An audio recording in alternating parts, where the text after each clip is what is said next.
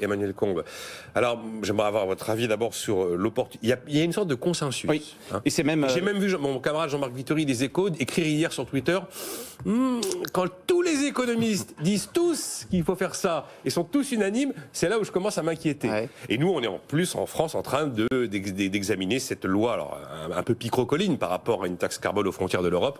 C'est la loi Pompili. Et vous vouliez réagir par rapport à ça? Oui, non, vous avez raison. Le consensus est total et qui plus est, c'est un consensus très court dans le temps, puisque si ma mémoire est bonne, l'idée de Nordhaus, c'est 2015, fin 2015. Nous sommes en 2021, c'est-à-dire en 6 ans, une idée a percolé. Alors quelle est l'idée? Il faut peut-être la rappeler en 2 mots. Elle consiste à dire, à partir du moment où vous mettez des contraintes environnementales à l'intérieur de votre territoire, avec en Europe le renforcement des normes, vous allez inciter à des fuites carbone. Des entreprises vont se dire, je vais aller produire là où c'est le moins cher.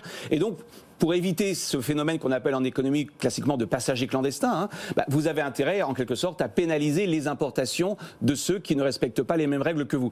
Et donc Nordhaus avait eu une idée très intéressante. Je relisais hier le texte de Nordhaus. Il vous dit en fait, on ne va pas faire une taxe qui est fonction de l'émission carbone, pas du tout, c'est une taxe punitive pour le coup. C'est punitif. Je vais mettre une taxe pour tous ceux qui ne font pas partie du club. Ce qui pose à mon avis 2 problèmes. D'abord le problème des représailles, puisque les autres pays pourraient se dire exactement la même chose. Puis il y a un problème taxe douanière. Il y a un problème de compatibilité quand même avec l'OMC, parce que pour le coup ça s'appelle du protectionnisme pur et dur. Donc et là, cette taxe aux frontières, vous l'appelez une taxe protectionniste en fait?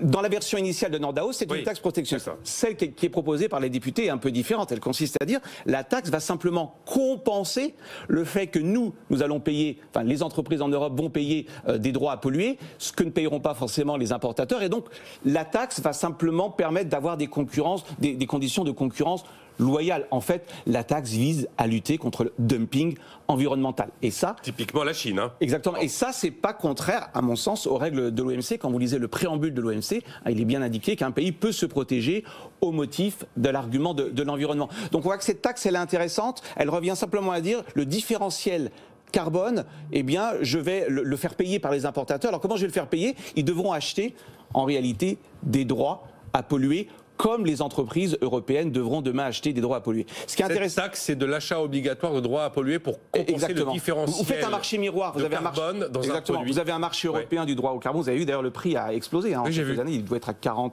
à peu près autour de 40 euros la tonne.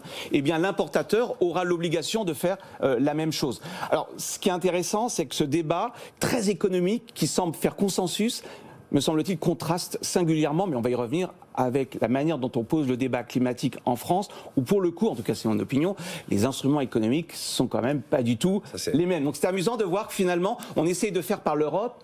Je serais presque tenté de penser qu'il y a une petite idée politique qui est de dire, puisqu'on ne peut pas faire la taxe carbone en France, c'est impossible, passons par l'Europe. Il sera toujours temps de dire qu'ensuite, c'est pas nous, c'est la faute à Bruxelles, pour en réalité faire passer cette idée progressive. Il n'y a pas le choix. On a toujours dit qu'il faudrait une solution européenne ou aucune d'ailleurs. Exactement. Mais après, moi j'ai quand même je vais faire réagir Lorenzi, mais j'ai quand même une question sur chaque fois qu'on a fait des mesures qui sont des mesures, quoi qu'il arrive, un peu protectionnistes, plus ou moins subtiles, plus ou moins habiles, avec un trajet de taxe qui n'est pas forcément simplement tu payes pour rentrer.